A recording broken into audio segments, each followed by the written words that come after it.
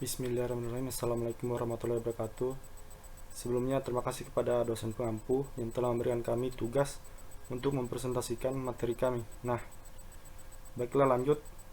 Perkenalkan, nama saya Kelvin dengan NIM 171.30557. Baiklah, lanjut kepada pembahasan di manajemen proyek sistem informasi ini. Saya mengambil materi atau tema Project Quality Management Proyek TI di pertemuan 8. Baiklah lanjut pada pembahasan. Apa itu mutu? Nah, kalau menurut para ahli mendefinisikan mutu itu sebagai kesesuaian terhadap persyaratan, proses, dan produk proyek memenuhi spesifikasi tertulis. Dan kalau mungkin di Indonesia mungkin terkenal dengan Majelis Ulama Indonesia atau MUI. Lanjut kepada bagian 2, yaitu apa itu manajemen mutu proyek. Nah, di manajemen mutu proyek menjamin bahwa proyek akan memenuhi kebutuhan yang harus dipenuhinya. Kemudian lanjut yaitu standar mutu. Di standar mutu ini, yang pertama, poin pertamanya itu perencanaan mutu. Identifikasi standar mutu yang mana yang relevan terhadap proyek dan bagaimana memenuhinya. Kemudian yang kedua yaitu dokumen mutu. Nah, dokumen yang ini menjelaskan penjabaran keterkaitan antara struktur dalam organisasi. Kemudian ketiga yaitu pengukuran atau jaminan mutu. Nah, di sini secara periodik mengevaluasi kinerja proyek secara keseluruhan untuk memastikan bahwa proyek akan memenuhi standar yang relevan. Kemudian keempat yaitu pengendalian mutu. Di pengendalian mutu ini memantau hasil proyek spesifik untuk memastikan bahwa hasil-hasil tersebut sesuai dengan standar yang relevan. Kemudian yang terakhir itu audit.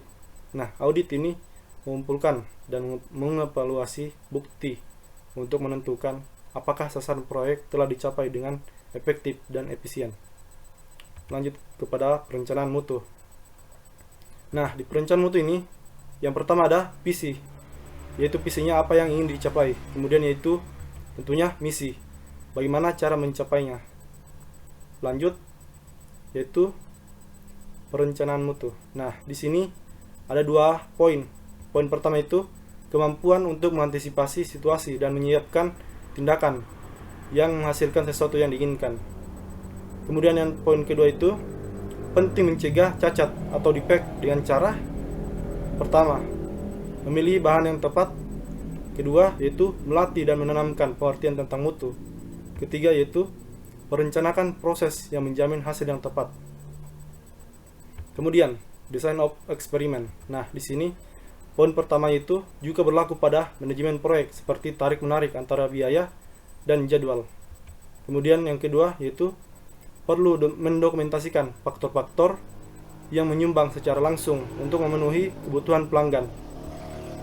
Nah, lanjut pada siapa yang bertanggung jawab. Nah, di sini ada 2 poin. Poin pertama itu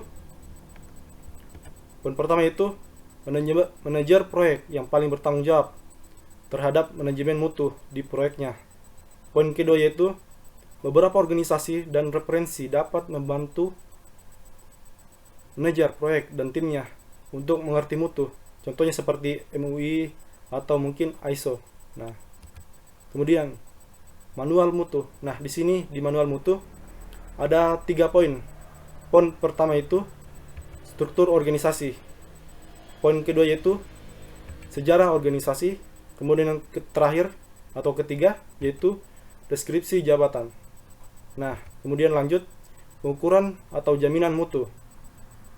Nah, di sini ada beberapa poin. Poin pertama itu memberikan nilai pada sumber daya manusia.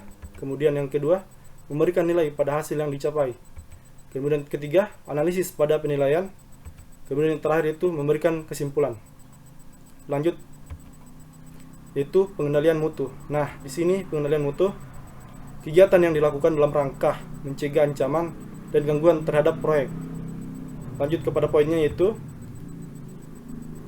poin pertama, yaitu pengendalian secara umum atau general control. Nah, di sini ada beberapa poin. Poin pertamanya itu pengendalian organisasi, kemudian kedua pengendalian dokumen, ketiga yaitu pengendalian SDM. Lanjut ke bagian 2, yaitu pengendalian sistem atau kontrol. Nah, di sini ada 3 poin lagi, yaitu pengendalian komputer dan alat, kemudian pengendalian software, kemudian pengendalian basis data. Lanjut, yaitu kendali mutu. Nah, di kendali mutu ini ada 2 poin. Poin pertama yaitu keluaran utamanya. Nah, di keluaran utama terbagi lagi menjadi 3 poin, yaitu keputusan penerimaan, perbaikan, dan terakhir perbaikan proses. Lalu poin kedua yaitu alat bantu dan teknik. Nah, di sini terbagi 4 poin lagi, yaitu analisis Pareto, kemudian kedua statistical sampling, kemudian ketiga Six Sigma, kemudian 4 quality control charts. Nah, lanjut kepada audit. Nah, di audit ini ada tujuan audit. Mungkin saya jelaskan dulu apa itu audit. Suatu proses mengumpulkan dan mengevaluasi bukti untuk menentukan apakah pencapaian proyek telah menjaga aktivitas-aktivitas, menjaga integritas data, membuat sasaran organisasi dicapai secara efektif, dan menggunakan sumber daya yang secara efisien. Nah, di tujuan audit ini terbagi 4 poin. Poin pertama itu meningkatkan keamanan. Kedua itu meningkatkan integritas. Ketiga yaitu meningkatkan efektivitas sistem. Dan terakhir yaitu meningkatkan efisiensi sistem. Lanjut kepada alat pencapaian standar mutu. Nah, di sini ada 1 poin, yaitu memberikan prosedur kerja pada setiap kegiatan proyek. Kemudian prosedur kerja. Nah, di sini ada 1 poin juga, yaitu prosedur kerja adalah aturan atau ketentuan yang dijadikan acuan atau pedoman dalam mengelola kegiatan pada proyek. Baiklah, lanjut yaitu aturan atau ketentuan. Nah, di sini terbagi lagi itu menjadi 2 poin, yaitu ketentuan umum. Di ketentuan umum, prosedur memuat ketentuan umum yang berlaku pada proyek. Kemudian yang kedua yaitu ketentuan khusus. Di ketentuan khusus ini, prosedur memuat ketentuan khusus yang diberlakukan pada proyek, biasanya dalam bentuk surat edaran. Kemudian yaitu setiap materi prosedur berisi. Bagian poin pertama yaitu kebijakan umum. Di kebijakan umum ini terbagi lagi menjadi 3 poin, yaitu tujuan, kemudian ruang lingkup, kemudian penanggung jawab. Di poin kedua yaitu prosedur.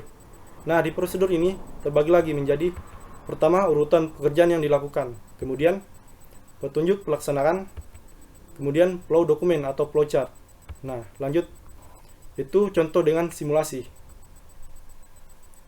Nah, masuk lagi pada bagian prosedur pada pengelolaan proyek sistem. Nah, di prosedur ini yang masuk pada poin pertama itu prosedur pembuatan proposal. Nah, lanjut pada poin kedua yaitu prosedur mengikuti tender. Kemudian yang ketiga yaitu prosedur pembentukan tim kerja. Kemudian yang keempat yaitu prosedur penetapan tugas kerja. Yang poin kelima yaitu prosedur melaksanakan investigasi. Kemudian prosedur melakukan penelitian. Kemudian prosedur melaksanakan analisis. Dan yang terakhir yaitu prosedur melaksanakan perancangan. Kemudian yaitu prosedur implementasi. Lanjut yaitu prosedur pembuatan proposal. Nah, di sini terbagi 3 poin. Pertama itu tujuan. Nah, di tujuan ini yaitu mempersiapkan proposal proyek untuk memenangkan tender. Kemudian yaitu ruang lingkup. Nah, di ruang lingkup ini dikaji yaitu besar proyek, mesin yang dipakai, biaya dan rincian proyek. Kemudian yang terakhir itu penanggung jawab. Nah, di penanggung jawab ini termasuk direktur. Kemudian itulah tadi hasil presentasi saya. Lebih dan kurangnya mohon dimaafkan. Wabillahi taufiq wal hidayah. Wassalamualaikum warahmatullahi wabarakatuh.